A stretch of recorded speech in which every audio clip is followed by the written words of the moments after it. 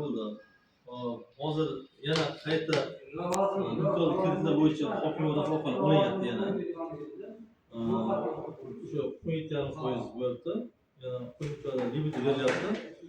Shu chorva yo'nalishlari bo'yicha bizni bankimiz ko'p beriladi. Chorva, tikuvchilik, parrandachilik, qo'shimcha kreditlar bo'yicha asosan siz tadbir bo'layotgan kredit bo'yicha qancha kredit olyapsiz? 100 million. 100 million. Bu ham o'sha 12-chi qaror asosan berilayotgan, bu ham 17% bo'layotgan bo'lsa kerak hozir. Bu ham 7 yil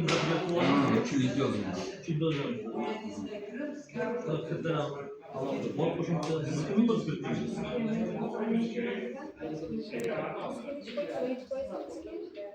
sizlarga shunaqa bo'lishi kerak, hatto qizlarga bo'lishi kerak.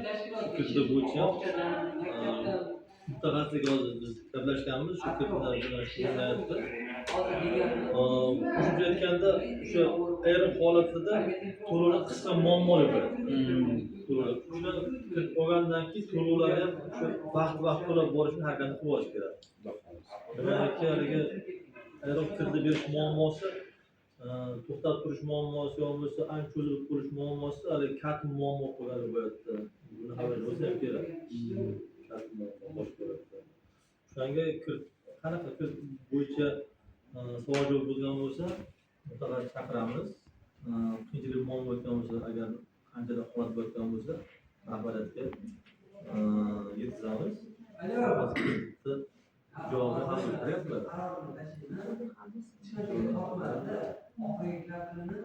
Sizga ham bo'lib qoldi. Sizga ham hozir platformada ishlasa jarayonda bo'ladi. Sizga hozir naqd pul bo'yicha bo'lyaptimi yo? Naqd pul bo'yicha. Oldin aylanma bilan bo'lganmi?